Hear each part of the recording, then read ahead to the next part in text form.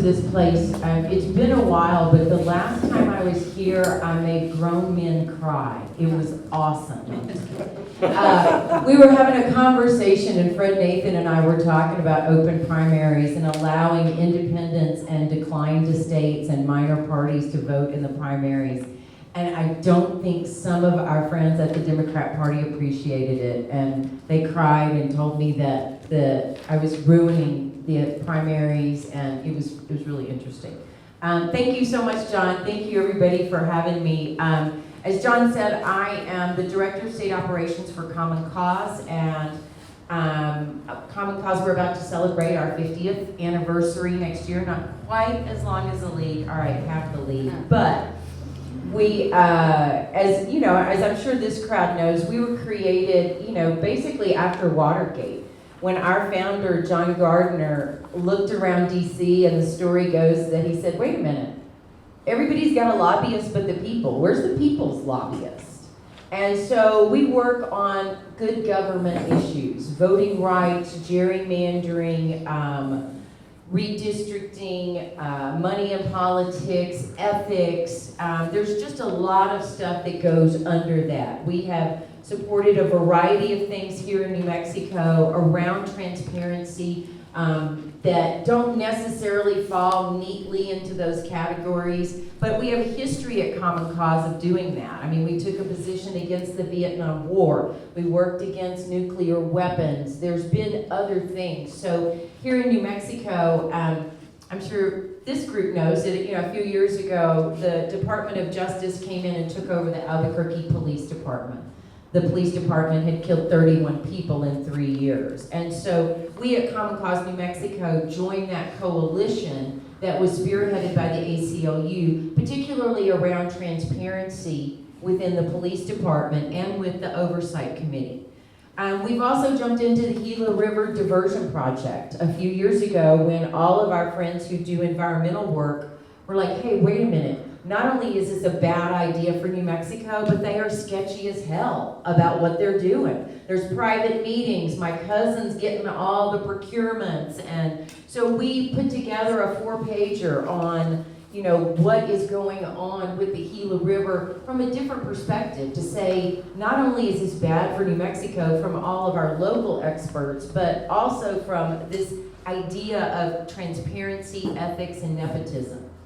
And so tonight, I'm here to talk about ethics, which is really fun because as many of you probably know, this was a 40-something year campaign here in New Mexico. We moved offices last year and we were inventorying everything, and I found a beautiful article from the Albuquerque Journal from like 74 that literally had the same arguments for and against an ethics commission that I was currently dealing with in 2018.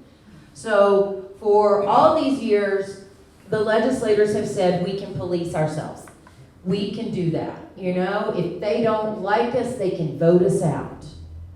Well, that doesn't really work when you've gerrymandered these districts to where they're completely safe and only the incumbent stands a chance of winning. So we have heard that over and over. And from the people, what we've heard is we want an ethics commission as long as the politicians don't get to choose who's on the commission. Well, let me tell you, in a state that does not have a ballot measure process, that is impossible, literally. The legislature had to pass it to put it, they could have just passed it as a bill, but no, they had to throw another roadblock and let's put it on the ballot last year. But we could not get that piece. So we still ended up with the legislators themselves choosing 4 of the people on the commission. And then those people chose the rest of the folks on the commission. And it actually, what we ended up with in New Mexico, after it passed last year, 75%, I'm kind of glad we don't have ballot measures sometimes. Sometimes it'd be great to put things on the ballot, and then I talk to the states that have a ballot measure, and I'm like, wow, if you think you've got a problem with money in politics, add a ballot measure. Even in tiny states, we're talking $10 million as just your starting point.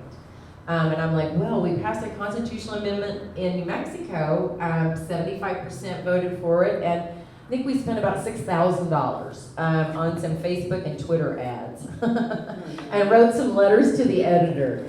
But New Mexico wanted it, you know, it had been something that had been brought up over and over again.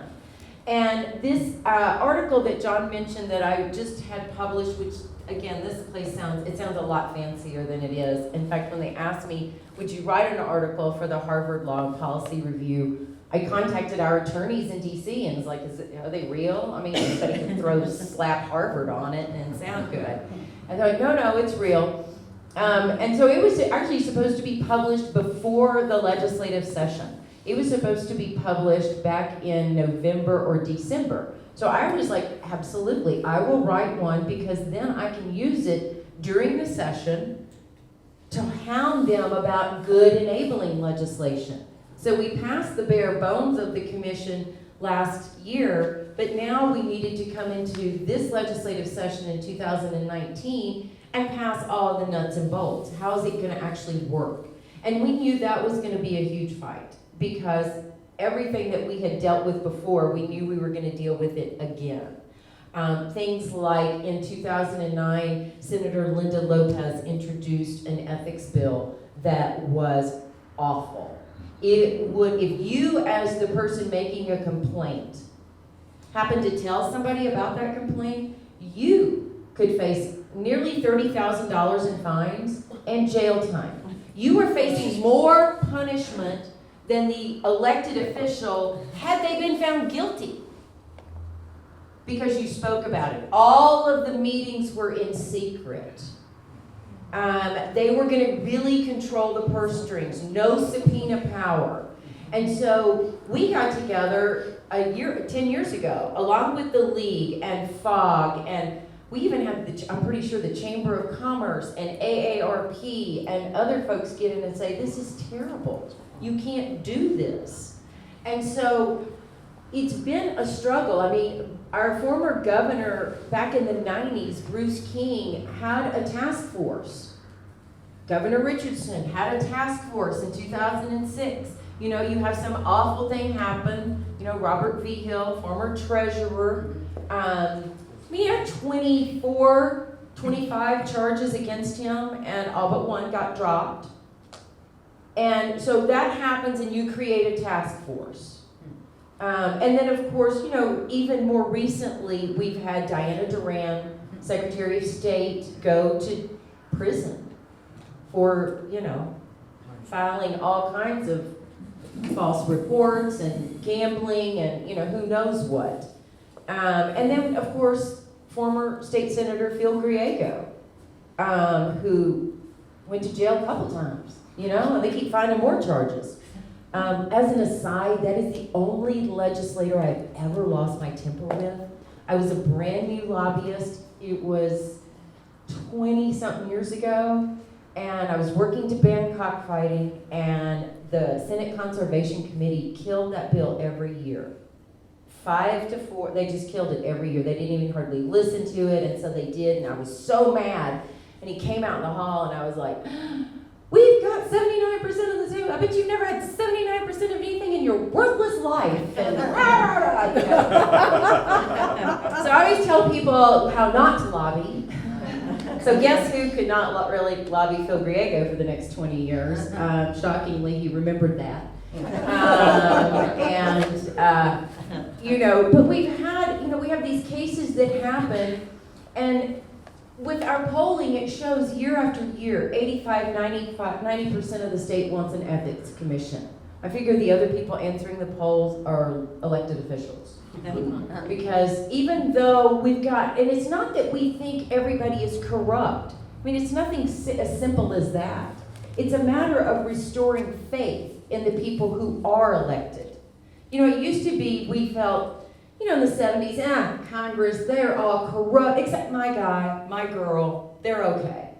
Now, my guy, my girl is just as bad as everybody else. We've seen it go all the way down to, you know, your school board elections, your local elections, your city councilors, people, even in a small town where you see people all the time. You're always feeling like they're trying to, put something over on you because you see this over and over again and you see the lack of transparency, which is why it was so important to get good enabling legislation passed. And the session was a wild ride on ethics.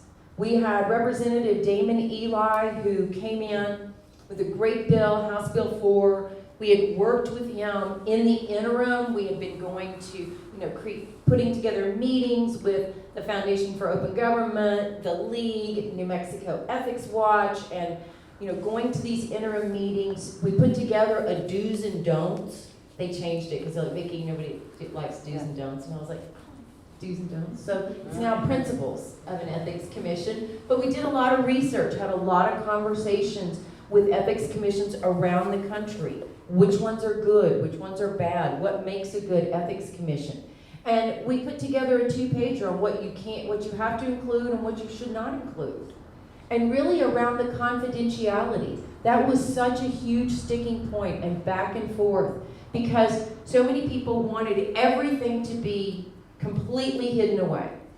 And then we had, love them to death, I'm on the FOG board. We had our journalists over here going, everything is released immediately. Every single complaint you get. Well, we've got all these attorneys that are going, that's not the way it works, people. You don't just release completely unfounded complaints. We don't do that with the Judicial Commission. We don't do that with anything else. So now what we ended up with is the totally frivolous complaints don't get released. Everything else is going to get released or have a hearing. So that way, and the hearing will be in public, which is huge. So making sure the complaints were released if there was substance, and making sure the hearings were public, and making sure that the commission had access to subpoena power. So what passed by the voters specifically said subpoena power. What passed by the legislators is almost as good as that, but we will have to work with a district court judge, but the Ethics Commission will be assigned a judge, so there's not delays. And that was really what we were, although, what the hell does a subpoena matter? We see what's coming out of DC every day. I keep forgetting that. Emoluments clause, who cares? And so I think that is what makes this commission have some teeth, that we needed to have those 3 drop deads. The other thing that is really exciting for the commission is we've got some good commissioners. Our first round is really good. We've got Gary Carruthers and Stuart Bluestone. We could not ask for 2 better people who have worked on this issue specifically for decades. The other folks that they've put on are great too. I don't know them as well, but Gary came to us as a former governor along with Jeff Bingaman last year and said, can we be your spokespeople? How can we help you get this passed? What do you need? What can we do? This is something that they have grappled with, and the fact that we have that expertise, because this is a lot of time. This is a lot of time out of their day and life and all of that. The other good thing that just happened was we just hired an executive director, our first executive director for this ethics commission. His name is Jeremy Ferris, and he is a longtime friend of Common Cause. He was, up until now, he's been on my state board. Previously, he was an attorney in Atlanta working with one of our national governing board members and working on the redistricting cases, Common Cause v. Rucho that was just in front of the Supreme Court.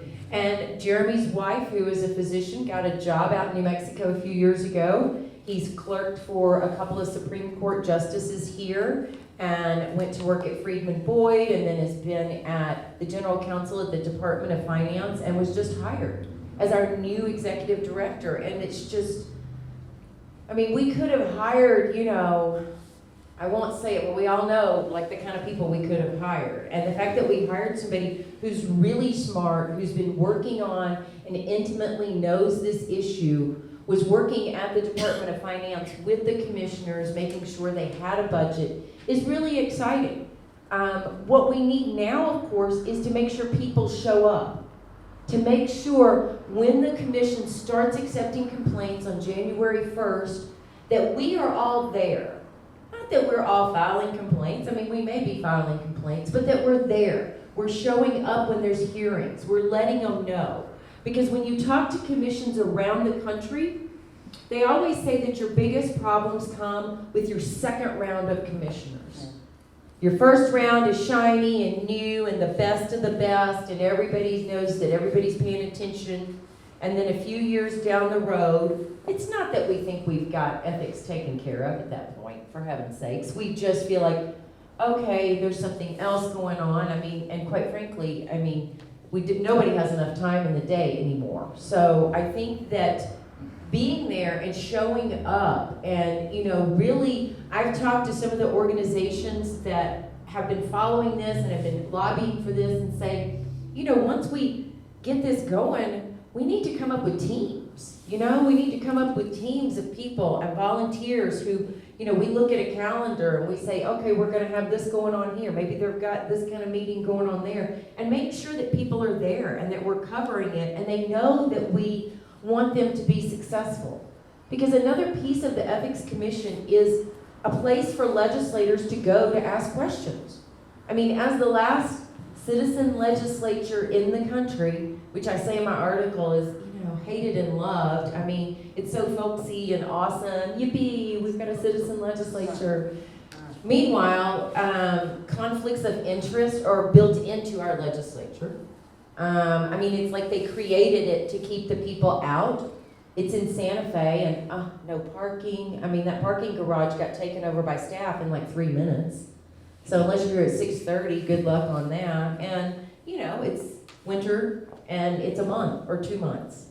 And so, you know, one of the things we polled on last year that we've been working on is trying to pay our legislators, make our sessions longer. And for the first time, this is something that's been actually really goes hand in hand with an ethics commission, and something that's been proposed for years. It's gone to the voters several times. It's been voted down every time. Because why? We don't want them. Why should we pay them? They suck. Well, actually, by not paying them, guess what kind of legislature we get? We don't have a 25-year-old grocery clerk. We don't have a 32-year-old single dad. We don't have a librarian. We don't have any of those demographics except for few here and there. I mean, you have people who are retired, people who can take a couple of months every year off from their job. Most people cannot do that unless they're the boss. And so it makes it difficult. They're getting paid a per diem when they're in session, which is not enough to even pay. The per diem a day is not even enough to pay their lodging in Santa Fe. So what happens? Lobbyists happen. Lobbyists buy them dinners. Lobbyists pay for their rentals. I mean, lobbyists fund the whole thing. I mean, I had a lobbyist, which lobbyists are great. I am a lobbyist. I think we're fantastic. But they always tell me, wow, why can't you make it illegal for us to contribute to candidates? My retirement account would look a lot better. Meanwhile, since I am a lobbyist who donates, I'm over here having, and I'm like, yeah, not me. I never did that. But that's what happens. And I had a lobbyist tell me that we have some of our legislators will, let's say they are in Raton for an interim committee meeting.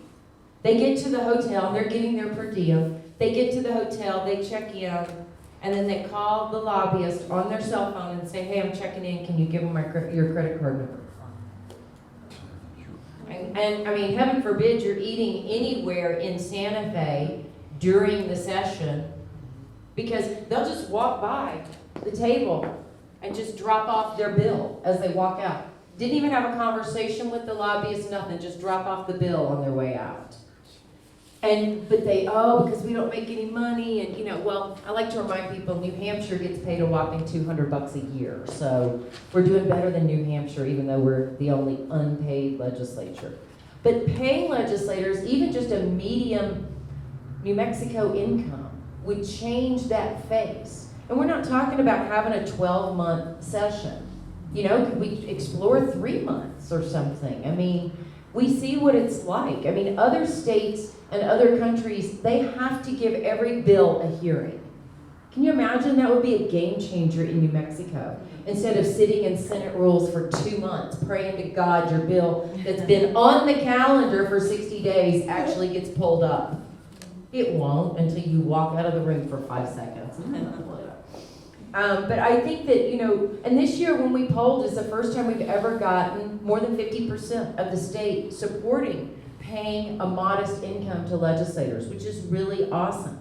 And one of our reps from down in Doña Ana County, Angelica Rubio, this has been something she's been talking about since she came on board as a legislator a couple terms ago. So I expect to see that moving this session, which would help with our inherent conflicts of interest. I mean, I was just talking to some media, I can't remember where she was from, Kentucky or something, and they were talking about conflicts of interest and how their rules say that legislators can vote on a bill, even if they monetarily benefit from it, as long as one other person does as well. And that's the same thing in New Mexico. I mean, that's exactly the same thing in New Mexico. You can sit there and vote on something that is going to make you money as long as somebody else is. Why? Because we're a citizen legislature and they have to be able to feed their poor families. And so it just creates this automatic, so when you talk about recusal in New Mexico, it's really fuzzy. Of course, I also tell legislators all the time, there's nothing preventing them from doing more. The law does not say this is all you can do. In fact, when legislators say, I'm complying with the law says this is okay. And I always think to myself, and actually say it to them a lot of times, way to scrape the bottom of the barrel. I mean, I'm doing what the law is. I mean, that's what you have to do. That's the bare minimum, people, is what's legal. Above it would be ethics and your own personal morality. And nothing prevents you from doing more. I remember when then Representative Janice Arnold Jones kept fighting to get webcasting of committees. And they did not want webcasting of committees. In fact, we had one state senator say, but what if we do that, then the people will see me sleeping. Yeah, we saw you sleeping. And so what did Janice do? She just set her computer up with the little video thing and got in trouble, but didn't care. I mean, she was in her committee and she was like, well, we may not be webcasting the floor sessions or any other committee, but we are webcasting this committee. And so nothing prevents them from doing more. And I think that, what happened this year with the enabling legislation was, being prepared and being ready and having to fight off some really, really bad amendments. Then we get to, as we always do, Senate rules, where it's going to get decimated because Senator Linda Lopez feels like she should be the one carrying this bill. And her bill, as I explained earlier, was worse than nothing. We would rather have no ethics commission ever than have that ethics commission. And we knew that once this House bill got there, it was going to be massive rewrites, committee subs dropped on the sponsors without even telling them, and that's what happened. And nobody will say exactly for sure what made the difference, because they heard all three. They heard House Bill 4, they heard the substitute, and then they heard Mimi Stewart coming in with one of her dummy bills to make an ethics commission. And all three were tabled so everybody could confer. And what I truly believe after conversations with her staff, and her as well, is that the governor majorly intervened. She majorly intervened and said, you've lost your minds if you don't think you're going to send me a good enabling legislation on this. Because we had conversations with her. I mean, as our congressperson, she was gold on all of our issues. In fact, she pushed bills that were clearly, currently unconstitutional around money and politics that were fabulous. And just to start a conversation around spending for the first time since the 70s. And so we knew that she was going to be a champion of our issues. And so she really did. It also was very helpful. And I hate that we lost him to Arizona, but that kid, Andrew Oxford, at the Santa Fe New Mexican, I mean, he was like, I always say he's like the new Barry Massey or the new Steve Terrell, but I mean, every time anybody turned around, there was Andrew Oxford going, and when are you going to schedule this in your committee? And when is this coming up? And what can we expect on the Ethics Commission? And are you, I mean, everywhere you went, no matter, I saw the governor at a totally different press conference, and she's like, and Andrew, what's your question? And he's like, and what are you going to do about the Ethics Commission? And so I know that, and the governor saying, you're not playing around with this, you're going to have something, which was really awesome.